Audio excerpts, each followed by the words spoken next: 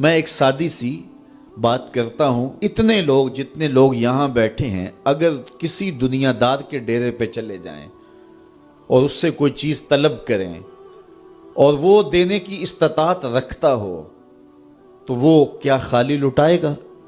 وہ کہے گا اتنے لوگ آگے ہو تو ڈیرہ داری کی شان کے خلاف ہے کہ میں ان کو خالی لٹاؤں۔ تو جب یہ دنیا دار خالی نہیں لٹاتا تو رب کیسے خالی لٹائے گا؟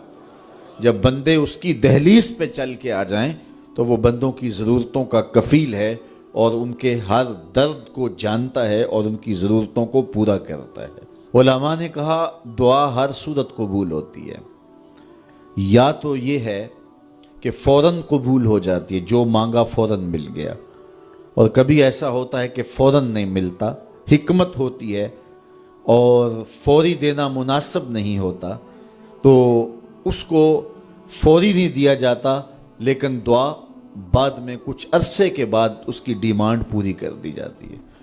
اور کبھی ایسا ہوتا ہے نہ فوری دیا جاتا ہے نہ بدیر دیا جاتا ہے، اس دعا کو ذخیرہ کر لیا جاتا ہے اور حشر کے دن اس کا بدلہ دیا جائے گا۔ اور روایت میں آتا ہے حشر کے دن جب ان دعاؤں کا بدلہ دیا جائے گا جن کا بدلہ دنیا میں نہیں ملا تھا تو لوگ آرزو کریں کہ کاش کہ دنیا میں کوئی دعا قبول ہی نہ ہوئی ہوتی، سارے صلے آخرت میں ملتے۔ اللہ اکبر۔ کبھی ایسا ہوتا ہے جو مانگا جاتا ہے وہ نہیں دیا جاتا، اس کے بدلے میں کچھ اور چیز دے دی جاتی ہے جو اس کی ضرورت ہوتی ہے اور جو اس کے لیے مناسب ہوتی ہے۔ وہ کچھ اور مانگ رہا ہوتا ہے لیکن اللہ اپنی حکمت کے تحت اسے کچھ اور عطا کر دیتا ہے۔ بہر صورت دعا قبول ہوتی ہے اور بندوں کے اٹھے ہوئے ہاتھ اللہ پسند کرتا ہے۔ آج یہ بھی بحث چلتی ہے نہیں مانگنا چاہیے، فلاں وقت میں نہیں مانگنا چاہیے، تو وہ کہتا ہے مجھ سے مانگو جب بھی مانگو، میرا دست کرم تمہیں دینے پہ آمادہ ہے۔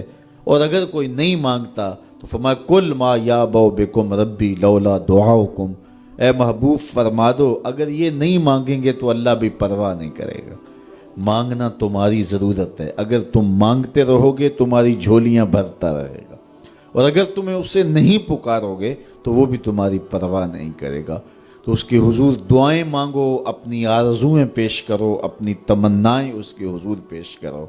اچھا دنیا داروں سے مانگیں تو اپنے لیے مانگتے ہیں، لیکن اللہ سے مانگو تو اپنے لیے بھی مانگو، اوروں کے لیے بھی مانگو۔ وہ کریم ہے، وہ دیتا ہے اور خوش ہو کے دیتا ہے، تو اس سے مانگو، اس سے جھولی پھیلاؤ۔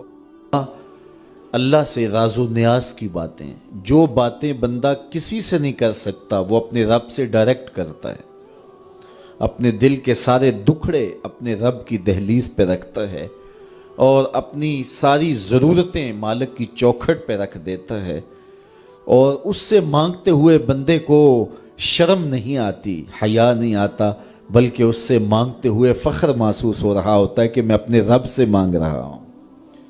کسی اور سے مانگیں تو جھجک لگتی ہے، لیکن مالک سے مانگیں تو اپنائیت کا احساس ہوتا ہے کہ میں اس سے مانگ رہا ہوں، اس لیے کہ وہ ہمارا رب لگتا ہے، ہمارا اس سے ربط کتنا گہرا ہے۔ مسجد نبوی کا ایک کونا تھا اور ایک بندہ وہاں بیٹھ کے دعا مانگ رہا تھا۔ اس کے دعا کے لفظوں پہ غور کیجئے، اے اللہ میں تجھ سے اس لیے مانگتا ہوں کہ تو میرا اللہ ہے، تیرے علاوہ میرا ہے بھی تو کوئی نہیں۔ تو یہ وہ دعا مانگ رہا تھا اور مسجد نبوی کے کونے میں بیٹھا تھا۔ حضور نے دیکھا تو ایک صحابی سے کہا وہ جو دعا مانگ رہا ہے اس کو جا کے بتا دو تمہاری دعا قبول ہو گئی ہے۔ وہ مانگ اس ڈھب سے رہا ہے۔ تو یہ دعا اپنے رب سے نیاز ہے، دعا خود عبادت ہے۔ جب تمہاری ضرورتوں کا کفیل وہ ہے تو پھر اس سے نہیں مانگیں گے تو کس سے مانگیں گے؟ اور جب اس سے بندہ مانگتا ہے تو پھر وہ مانگنے والے کی لاج بھی رکھتا ہے۔ ان ربکم حیی کریم یستحیی من عبدہ اذا رفع یدیہ ان یردہما صفرا۔ تمہارا رب حیا کرنے والا کریم ہے، جب بندے اس کے سامنے ہاتھ پھیلا کے دعا مانگتے ہیں اللہ فرماتا ہے مجھے شرم آتی ہے ان کے اٹھے ہوئے ہاتھ خالی کیسے موڑوں۔ جب انہوں نے مجھ سے مانگا ہے تو میں نے بھی نہ دیا تو کون دے گا؟